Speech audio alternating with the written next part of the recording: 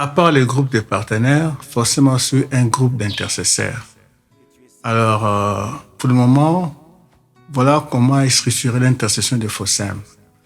Il y a un groupe d'intercesseurs qui prie Anjili, à notre permanence qui se trouve à Anjili. Il y a un autre groupe qui prie à Matadi, au niveau de FOSSEM Matadi. Il y a un autre groupe qui prie ici à Mongafula également. OK? Alors, à part ces trois groupes-là, qui ont des programmes très spécifiques, pour Njili, par exemple, ils ont 2 fois la prière, un lundi ainsi qu'un vendredi soir, qui est souvent une nuit de prière. À Matadi, ils ont également 2 jours de prière. À Mongafula, ils se réunissent le dimanche pour l'après-midi pour la prière. Il y a aussi un groupe spécial que j'appelle un groupe choc qui prie du lundi à vendredi. Il y a 3 intercesseurs qui viennent le lundi jusqu'au vendredi.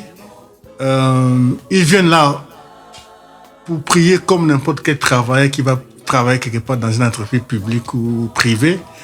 Donc c'est vraiment leur boulot à eux que de venir prier du lundi à vendredi de 8h à 12h. C'est leur boulot à eux, comme tel. Alors, à part ça, donc, ces groupes d'intercession, ils ont des veillées de prière qui peuvent même organiser au niveau des partenaires dans leur famille. Ils ont également des retraites qu'ils organisent. Ils ont des programmes de jeûne et prière. Donc, ils sont dans beaucoup d'activités spirituelles, toujours pour les partenaires ainsi que les différentes activités du ministère FOSSEM. Alors, j'exhorte vraiment nos partenaires à pouvoir utiliser ces groupes-là, surtout les groupes spéciaux qui prient du lundi au vendredi. Vous savez très bien que même l'apôtre Paul disait « Priez pour moi ». Aucun chrétien ne peut vivre la chrétienté s'il n'y a pas d'autres gens qui prient pour lui. J'étais même étonné que John Maxwell, qui est un auteur chrétien, qui a beaucoup écrit sur le leadership, a même 100 intercesseurs qui prient pour rien que pour lui, pour l'aider dans son ministère d'écrire des livres sur le leadership et le marketing. Donc, il faut que les partenaires de FOSSEM puissent utiliser ces privilèges-là comme tels.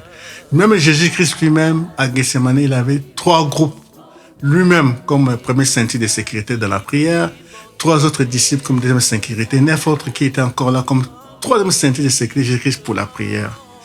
Voilà un peu ce que nous pouvons dire en ce qui concerne la scripture d'intercession de FOSSEM.